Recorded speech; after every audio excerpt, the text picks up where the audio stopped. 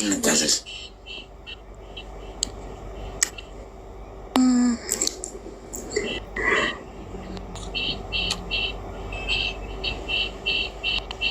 የሆነ ነገር ልጠይቅ እንትን ላማክርህ ነበር። እሺ አማክሪ።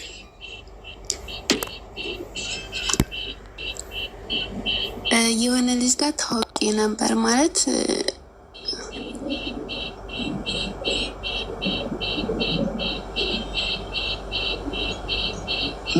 መጀመሪያ ይቅርታሽ በቃ ስሜትሽ ስለሆንኩ ነው።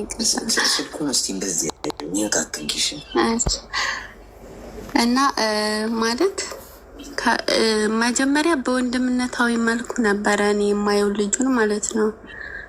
በሆነ ስራ ቦታ እኔ በምሰራበት ስራ ቦታ እሱ እዛ ቤተሰብ ነበር ይመጣ ነበር ምናምን እና አዲስ ነው ከሀገር ውጭ ነን እና እኔ ካለሁበት ሀገር እሱ መጥቶ አዲስ ነበረ እና በወንድምነት ኖርማኒ ነበር እኔ የማየው። በሌላ መንገድ አላስበውም ነበር። ይህን ሲጠይቀኝ ጓደኛ እንዳለኝ ምናምን ነበር የምነግረው ማለት ነው። ከዛ እየተዋወቅ ነው እኔ የምሰራበት ስራ ቦታ እሱ ቤተሰብ ነበር ቤት ይመጣ ነበረ። እሺ ከዛ በቃ እሱ እምነት አንድ ነበረ፣ እምነታችን አንድ ነበረ። ከዛ እሱ እኔ የምሰራባቸው ሰዎች እምነታቸው ሌላ ነበረ። እምነቱን ቀየረ ማለት ነው እሱ። ከዛ እምነቱን ሲቀይር ምናምን በቃ እኔ የማየው ኖርማኒ በወንድምነት ነው። ሳወራው ራሱ የሆነ ጓደኛ እንዳለኝ ምናምን ነበረ የምነግረው ማለት ነው። እና በቃ ይመክረኛን ያወራኛ ምናምን። ከዛ የሆነ ሰዓት ላይ እሱ ስራ ያዘ። ስራቱ ለረጅም ጊዜ እንትን ብሎ ነበር። ስራቱ ቆይቶ ስራ ያዘ። ከ6 ወር በኋላ አሪፍ ስራ ነው ያገኘው። ስራ ያዘ ማለት ነው። ከዛ እኔም ከዛ በእምነት ብዙም ጫና ስለሚያሳድሩብኝ ስለነበር ስራውን ለቅቄ ወጣው። ሌላ ስራ ገባው ማለት ነው። ሌላ ፀጉር ቤት ገባው። ከዛ እዛ በምሰራበት ቦታ እየሰራው እያለ ከ3 ወር በኋላ ቁጥሬን የት እንዳገኘው አላውቅም፣ ደወለልኝ። ከዛ ደውሎልኝ እንደዚህ ኖርማኒ ምናምን እያወራን እያለ ሰላምታ ምናምን ከዛ በተከታታይ ደውልልኛ አወራዋለሁ። እና የሆነ ሰዓት ላይ የኔ ጓደኛ ነበረች አብራኝ ስትሰራ የነበረው አንድ ፀጉር ቤት ማለት ነው። እና እሷ ቤት ነኝ ምናምን አለችኝ። እኔ እሱና እሷ የተከራዩበት ቤት አንድ መሆኑን አላውቅም። እና እንደዚህ አንድ ስለ አንድ ቤት ሳይሆን እንደዚህ የተያያዘ ማለት ነው። ከዛ እሷ ጋር ሲጄ መጣው የሆነ ሰው ሰርቼ ልንጣ ምናምን ጣብቂ ብላ ሄደች። ከዛ እሱ መጣ። እኔ በሰዓቱ ምንም ነገር አላውቅም ማለት ምንም ላይ ያሳለፍኩት ነገር የለም። ከሱ ጋር ያልሆነ መንገድ ውስጥ ገባው ማለት ነው። እና በቃ ማለት ካሱ ፍቅር ያዘኝ። አንደኛ እምነቴም ጥያቄ ይሆንብኛል። ሲቀጥል ደግሞ የሆነ ወጣ ገባ ይላል። ስቀርበው ይርቀኛል፣ ስርቀው ይቀርበኛል።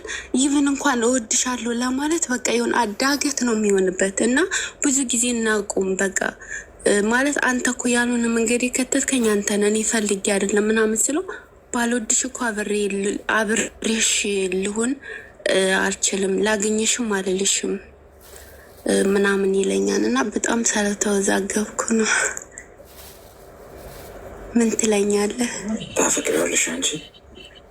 አፈቅረዋለሁ ግን በቃ ማለት አንዴ ማለት ህይወትን ካሱ ጋር እንዴ እንትን ብዬ እንዴት ሌላ ወንድ ጋር ምናምን የሚል ስሜት በውስጤ በጣም የሆነ የልብ ስብራት አይነት ስሜት ነው የሚሰማኝ ማለት ነው። የት ነው የሚኖረው እሱ? እሱ ምን የምንኖረው አንድ ሀገር ነው።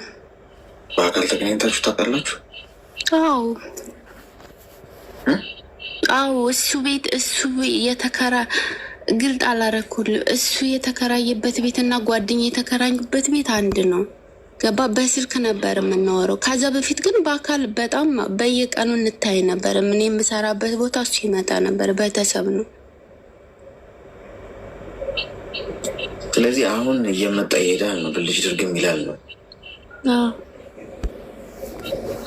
እሺ ሚዩት አድርጊና አዳምጪኝ። እድሜስ ምን ያህል ነው? እድሜ 23 ነው። አሁን ወደ 24 ልገባ አልሞስት 1 ወር 2 ወር ይቀር። በየስንት ጊዜው ነው የምታወሩት? በየቀኑ እናወራለን። ማለት ያኔ እኔን የምደውልለት አብዛኛውን ጊዜ። መጀመሪያ ጊዜ ግን ከመገናኘታችን በፊት እሱ ነበር የሚደውልልኝ።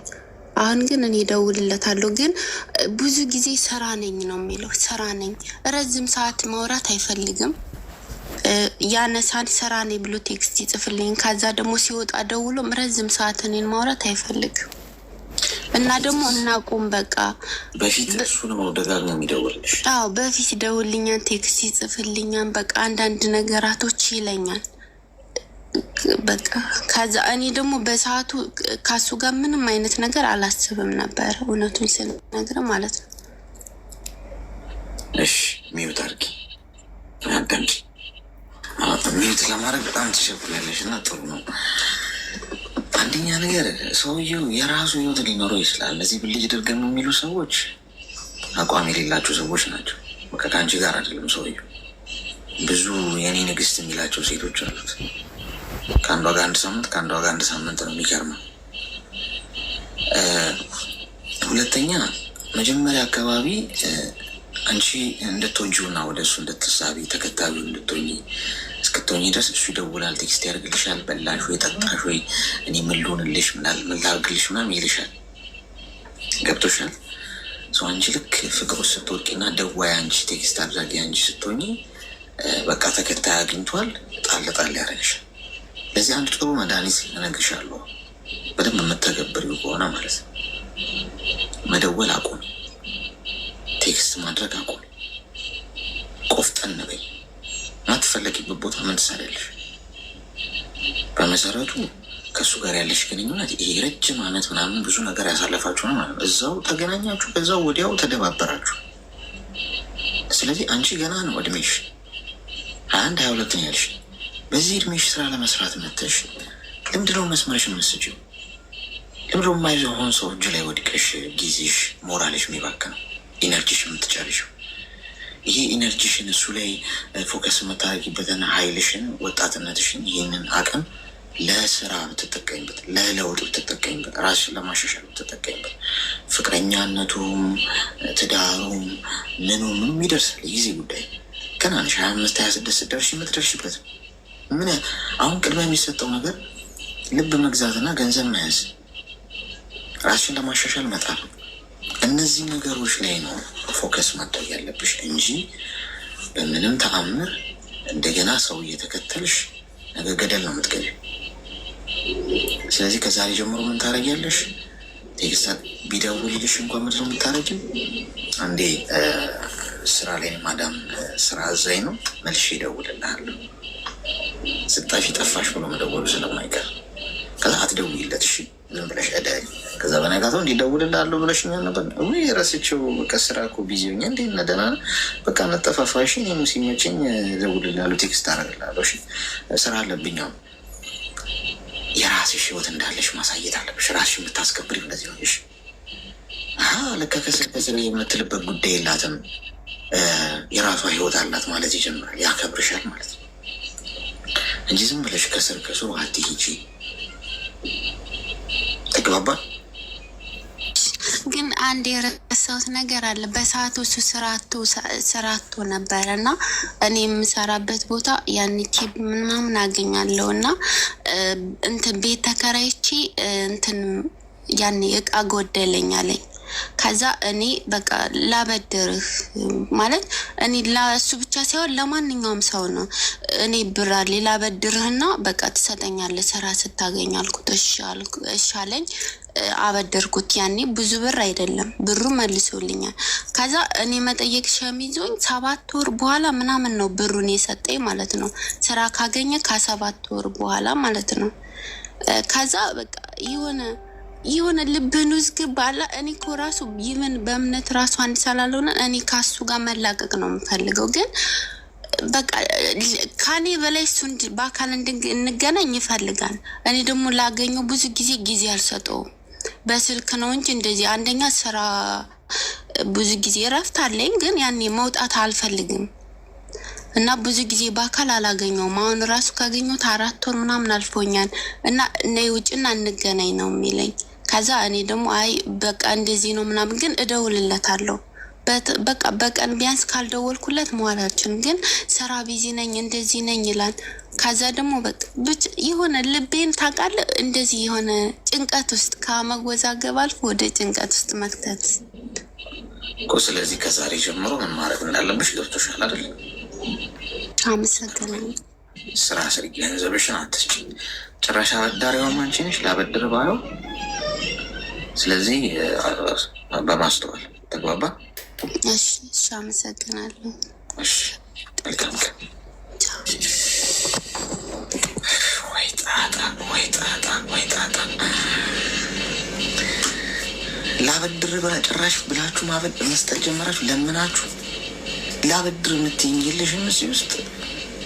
እኔ ግን ተረግሜ ነው እንዲ እስከ አልጋ ላይ ማውድቅ ያለው በልጅነት አራስ ቤት እያለሁማ የሆነ ዘነዘና መጥቶኝ ተለቅሽ ያለው ወንዱ እንደዛ ነው የሚባለው። ያለው ጤና ይስጥልን። ሄሎ፣ እሺ ንገሪ።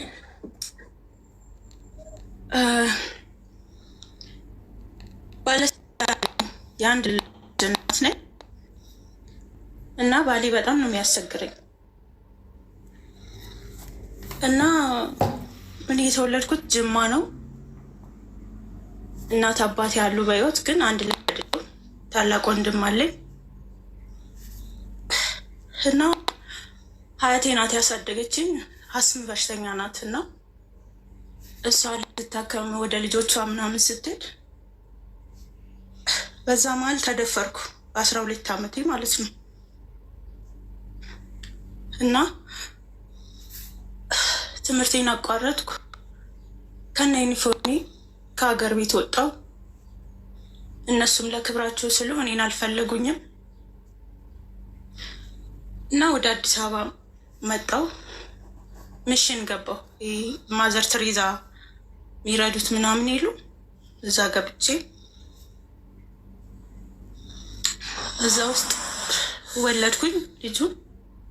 ልጅቷን ወለድኩ። ከዛ እኔ ማሳደግ ስለማልችል ለሰው ሰጠው።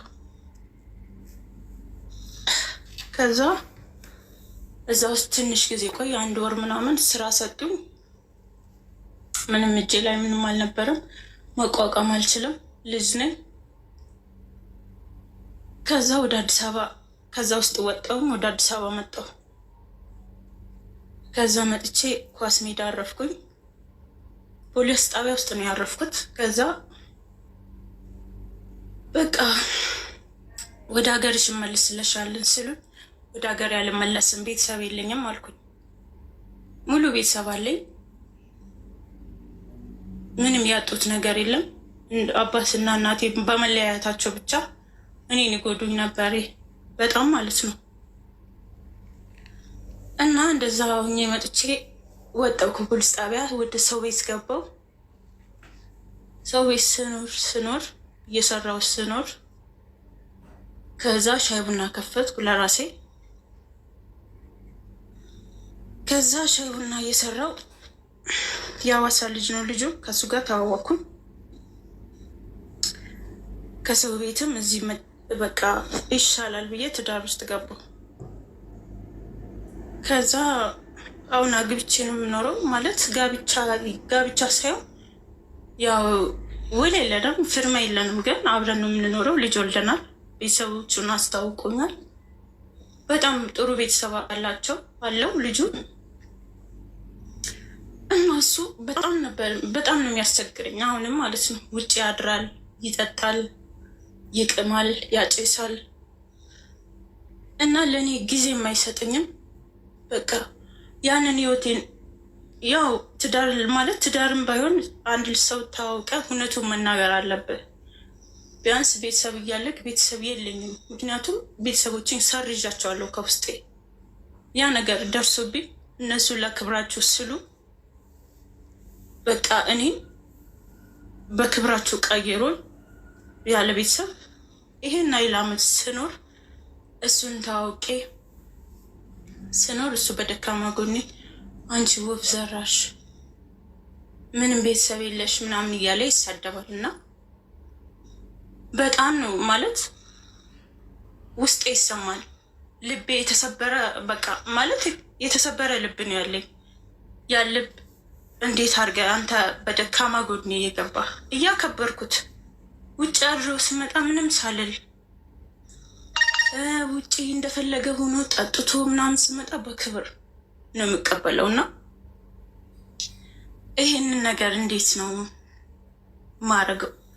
ለልጄ ስል መጎዳት አለብኝ በእርግጥ ምክንያቱም እኔም ያለ እናት ያለ አባት ነው ያደኩት። ምክንያቱም በአንድ አመቴ ነው የተለያዩት። በጣም ነው ግራ የሚገባኝ። ልጄን እያየው ትንሽ እጽናናለሁ።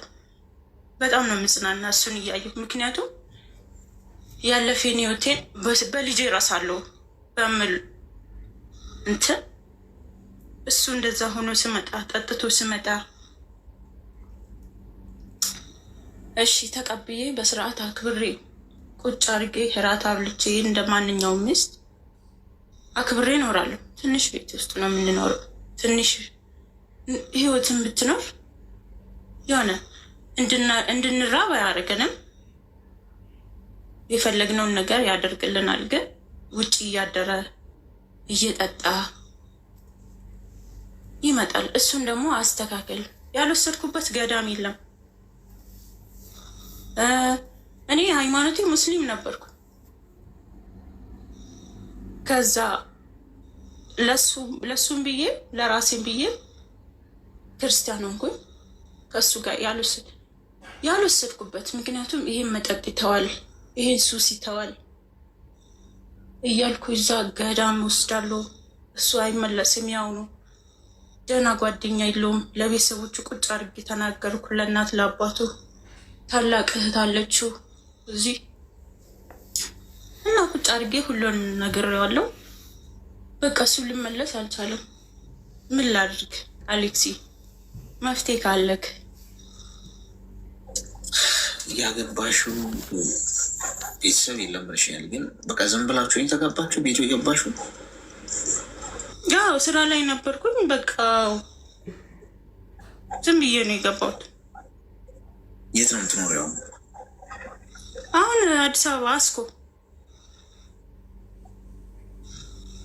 ስራ ትሰሪያለሽ? አልሰራም። ስራ እንዳልሰራ ነው የሚያደርገኝ። ማለት ስራ ስፈልግ አትስሪ ይለኛል። ስፈልግ ደግሞ በቃ በሆነ ሳገኝ ስራውን በሆነ ነገር አድርጎ ከዛ ስራ ያስወጣኛል፣ እንዳልሰራ ያደርገኛል። ስንት ልጆች ነው ያሉሽ? አንድ ነው። አንድ ወንድ ልጅ አለኝ። 4 አመት ልጅ አለኝ። ስለዚህ የሰከረ እየመጣ ይደባደባል፣ ይሳደባል። መደባደብ ሳይሆን በቃ ቅስምን የሚሰብር ነገር ነው የሚናገረው። በቃ አላለ የሆነ ከወንድ ልጅ የማይጠበቅ ንግግር ነው የሚናገረው።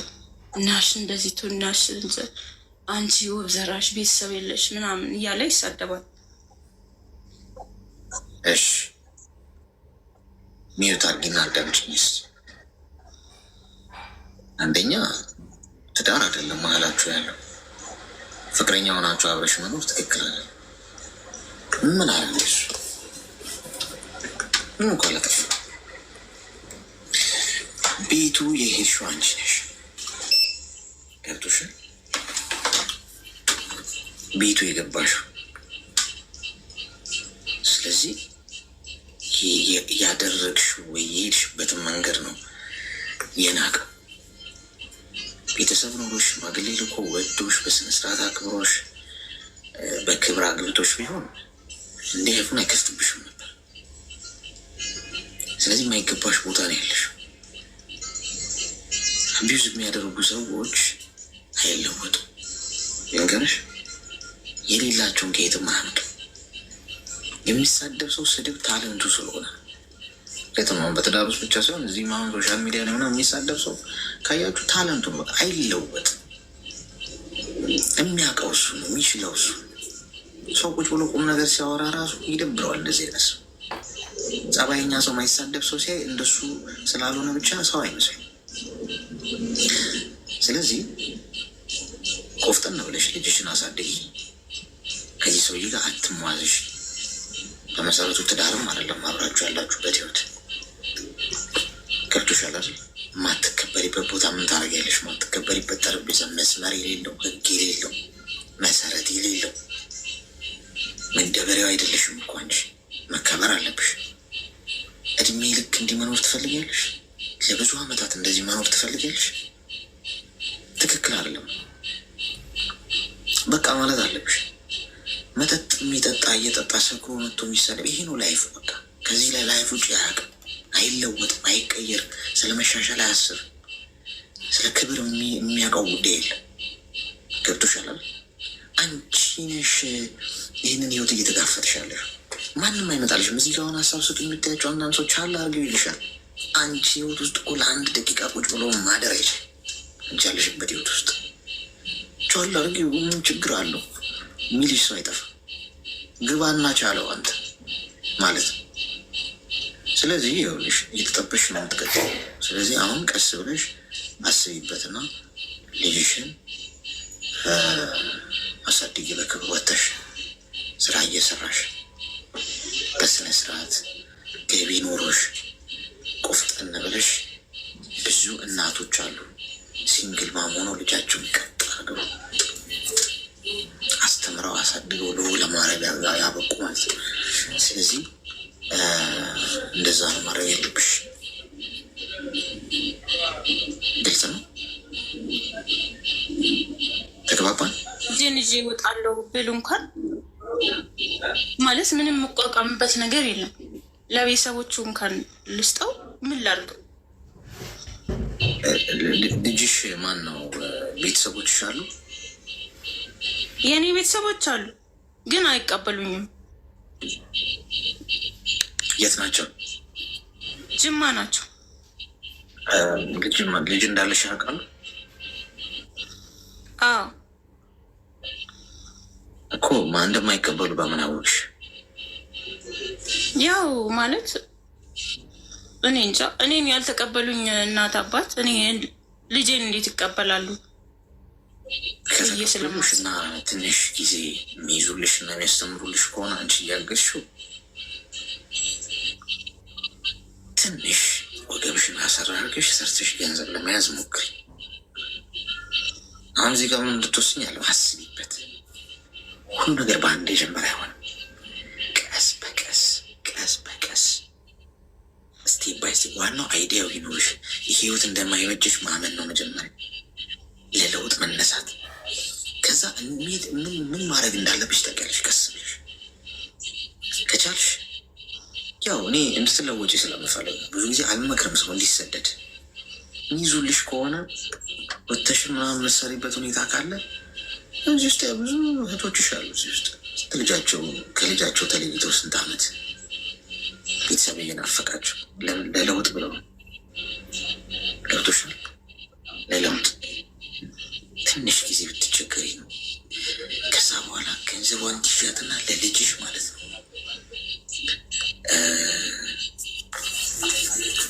በቃ ብዙ ነገር መለወጥ ትችላለሽ። ገብቶሻል። ነገ ሀገር ቤት የሆነ ነገር ሰርተሽ ልጅሽን በቀጣይነት እያስተማርሽ የምታሳድግበት ሁኔታ ትፈጥሪያለሽ ብዬ አስባለሁ። ፈጣሪም ደግሞ ይረዳሻል። ጠንካራ መሆን ነው ዋናው ነገር። እሺ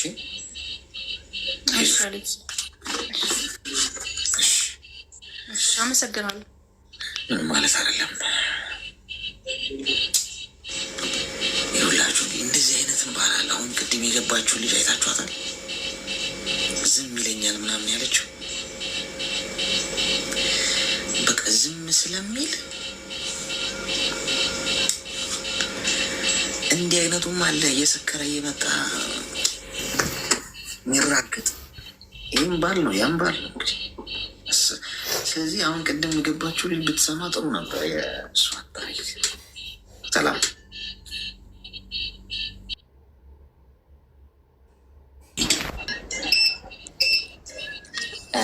አካውንት እዚህ ነው ማለት ቡኩ ማለት ነው። ከዚህ ነው ያለ መላክ እችላለሁ። በእኔ ችግር አያመጣም። እንዴት እኔ ያለው ሳውዲ ነኝ። እሺ በእኔ አካውንት ማስገባት እችላለሁ። ምንም ችግር አያመጣም። ደብተሩ ከኔ ጋር ነው። ባንክ አካውንትሽ ያለው? የኢትዮጵያ ንግድ ባንክ ነው። እኔ ያለሁትኝ ሳውዲ ነው። ቡኩ ያለን ከኔ ጋር ነው። እሺ ባስገባች ቢያንስ ለምንድን ነው እዛ የጠየቅሽው? ማለት ከዛ ስመለስ የሆነ በሌላ ባንች ስታስገቢ በኋላ ለማውጣት ትንሽ ችግር ያመጣል ምናምን ስላሉኝ ነው። አይ የጠየቅሽው ጥያቄ ከምን ተነስተሽ እንደሆነ ግራ ስለገባኝ። ቡኩ የትም ቦታ ቢሆን ገንዘብ ማስገባት ማለት ነው። ዋናው እኮ እንትን ኢቨን እንኳን ገንዘብ ልታስገቢ ስትሄጂ እኮ ቡክ እኮ አያስፈልግሽም እኮ። በኋላ ተመልሼ ሳወጣ ምንም ችግር አያመጣም? በምን መልኩ እንዴት አሰብሽው ማለት ነው? እንዴት ችግር አሁን እኮ ምክንያት ማለት ከእንትኑ ላይ ከደብተሩ ላይ ካልተጻፈ የብሩ መጠን ምናምን ብዬ ነው። ማገናኝ ደብተር እንደውም እዛ እኔ ኢትዮጵያ አሁን ድረስ ደብተር አለ እንዴ? ሌላ ዓለም እኮ የለም እኮ ደብተር። እዚያውን አፕሊኬሽን ነው የምትጭኘው ስልክሽ ላይ በቃ አለቀ። ሲገባም የገንዘቡ መጠን እዛ ላይ በስልክሽ ሜሴጅ ይገባል፣ ሲወጣም እኔ ደብተር አሁን ድረስ መኖሩ እንግዲህ ረጅም ዓመት ሆነኝ እዛ ትካል፣ ግን ደብተር መኖሩ ገርሞኛል። አሁን ድረስ ደብተር የትም ሀገር እኮ የለም። ደብተር ምንም አይሰራልሽ፣ እንደውም የሚሰራልሽ ለማውጣት ነው ደብተርሽ። እሺ ለማስገባት ምንም ችግር የለም። እሺ አመሰግናለሁ። እሺ አመሰግናለሁ። እሺ እኔ የሆነ ሰው በቃ ሲደብረው የሆነ ሀሳብ ካመጣ ታምኑትና ትሸበራላችኋል። አሁን ከኔ ወይ ቲክቶክ ላይ ሰምታ ይሆናል የሆነ አንዱ ዝም ብሎ ከእንቅልፉ ባህል ነው ዝም ብሎ እንዲህ ይመስለኛል ሲል ሰምታ ሊሆን ይችላል። ተሸብራለች። አሁን እሷ በቃ ደም ፈርታለች። ስልክ ትልካለህ ሀገር ቤት? አዎ ለማዘዝ ያለኝ የወለድኩት አሁን 21 ዓመት ሆኖታል እና ያው የከተማ ልጅ ነኝ እና ያው የከተማ ልጅ ተሳድግ ያው ታውቃለህ ማለት በተለይ ወንድ ነው እና ያው ምንም ነገር ቤት ውስጥ ምንም ነገር በሌለበት ራሱ በጣም ብዙ ነገር መጫወቻ አልጋ ሳይኖረኝ ሳይክል ኑሮት ምናምን ነው ያሳደግኩት ልጄ ማለት ነው። እና አሁን እኔ ያለሁት ኳታር ነው። ኮሌጅ እየተማረ ነበረ እና ያው እዚህ ሀገር ትምህርቱ ምናምን ብቻ ያው የሀገር ሁኔታ ትንሽ መማር አልፈልግም እና ዱባይ ምናምን ላኪኝ ምናምን አለኝ እና እኔ ደግሞ ያው አሁን መንጃ ፈቃድ ወይ ተማርና ሾፍርና ስራ ምናምን አልኩ። ከተማ ላይ እዛው ሀገር ውስጥ ትንሽ ስራ ነገር ልመድስ የመስራት ምናምን ብዬው ነበረ እና ዝም ብሎ አካባቢው ላይ የቀን ስራ ምናምን እንደዚህ ለስላሳ እንትኖች አሉ እዛ ጦር ኃይሎች ጋር እና እነሱን አሰሩኝ ብሎ ክረምት ላይ የከተማ ሰው ምናምን ልጆች ማሰራት አይፈልጉም ማለት ያው ገጠር የሚመጡትን በጣም ነው ጉልበታቸው የሚበዘብዙት። ብዙ ሳጥን ነው በአንድ የሚያሸክሟቸው ምናምን እና ያው አዲስ አበቦቹ ደግሞ ያው አይችሉም እና ከጓደኛው ጋር ሄዶ እንትን አላሉ አልቀጠሯቸው ማለት አናሰራም አሏቸው ማለት ነው። እኔ ደግሞ በምናምን አለው ትንሽ ሀገር ውስጥም ትንሽ ነገር መስራት የለመደ ሰው መሆን አለበት ከሀገር መውጣት ያለበት ብዬ አስባለሁ። ያው ከሀገር ስትወጣ ትንሽ ቻሌንጁ ከባድ ነው ከቤተሰብ ርቀ ምናምን እና አሁን ዱባይ ልሂድ ምናምን እያለ ነው እና ዱባይ ቢመጣ በምን ስራ ቢሰራ አሁን እሱ ትመክረኛለህ ማለት የጉልበት ስራ አሁን እንደዚህ ምናምን እንደሚሰሩት ኤሲ ምናምን እኔ አሁን ካታር ስለሆንኩኝ አዋቃለሁ ወንዶቹ የሚሰሩትን ስራ እዚህ ምን የምሰራበት ይመጣሉ። ብዙም ኢትዮጵያኖች እንደውም አላይም ከነጭራሹ ሹፍርና ምናምን ነው እንጂ ኢትዮጵያኖቹ ጉልበት ስራ ይሄ ኤሲ ማጽዳት ምናምን አሁን ሲሰሩ አላይም። ዱባይ ደግሞ አሁን በጣም ከባድ ሆኗል ወንዶች ምናምን እየተባለ ነው። የከተማ ልጆችም ብዙም ሲሄዱ አላይም ወደዛ እና አሁን ለሱ የሹፍርና ስራ ምናምን ቢሄድ ማግኘት ይችላል ወይ? ያው አንተ ዱባይ ስላለ የሆነ ምክር ብትሰጠኝ ብዬ ነው። እድሜው ምን ያህል ነው? አሁን 21 ነው። እሱ ካልመጣው እያለሽ ነው በግድ እሱ በቃ ለስራ አንቺም ራሱ እኔ አሁን አንቺን ሰርቼ አንቺን ማሳረፍ ነው ፈልገው ምናምን ይላል። በጣም ነው እንትን የሚለው። እኔ ደግሞ ያው ተማር ምናምን እኔ ገና ወጣት ነኝ። በልጅነት ነው የወለድኩት። ከዚህ በላይ መስራት እችላለሁ፣ ግን በጣም ከእድሜው በላይ ነው አሁን እሱ የሚያስቡት። ቶሎ ካሁኑ መስራት ጀምሬ አንቺን ማሳረፍ ነው የምፈልገው ምናምን ይላል። እና ትምህርቱን ብማርም አሁን ኮምፒውተር እየተማረ ነበረ።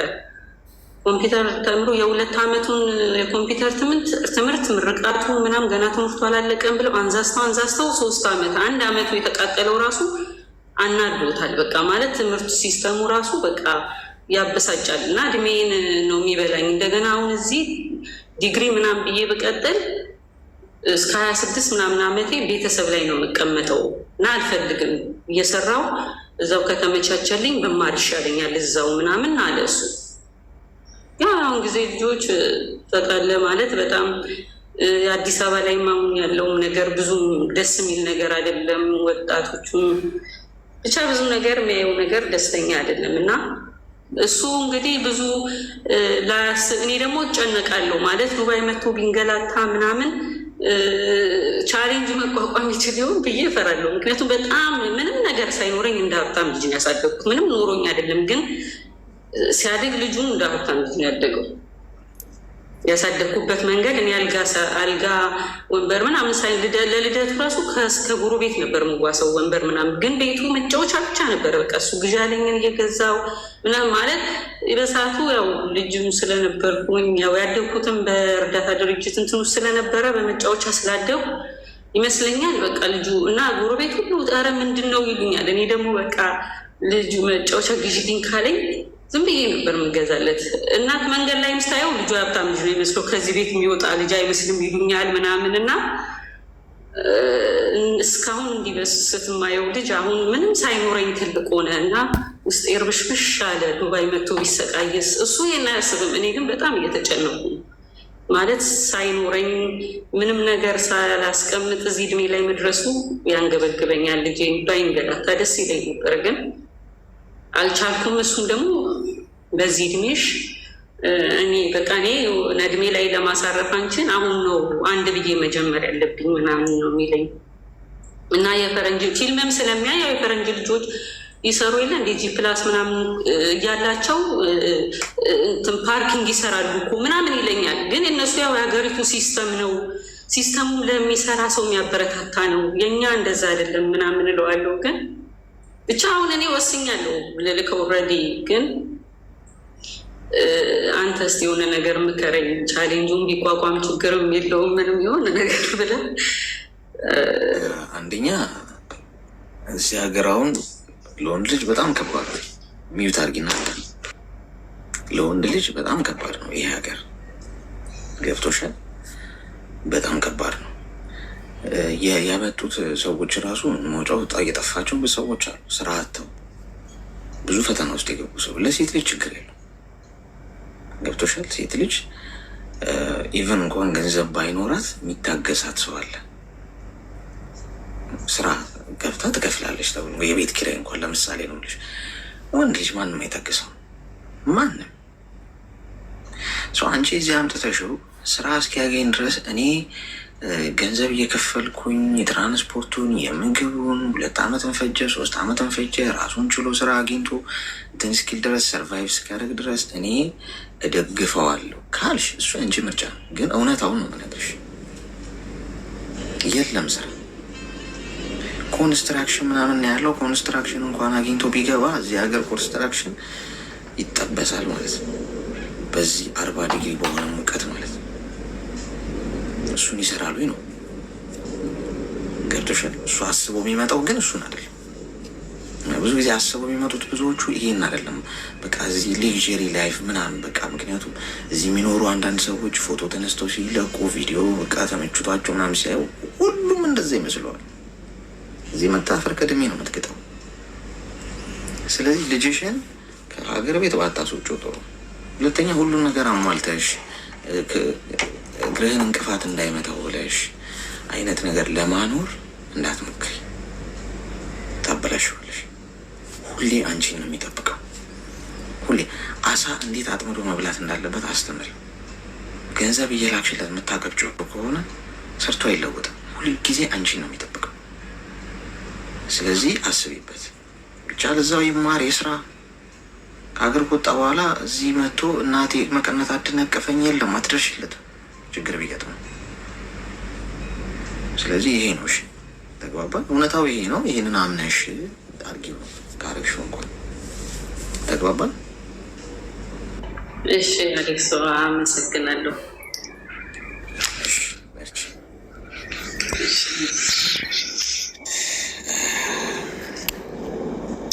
አስቸጋሪ ነው ጓዶች፣ አስቸጋሪ ነው፣ አስቸጋሪ ነው። ዱባይ ወንድ ልጅና ዱባይ፣ የዱባይ ኑሮ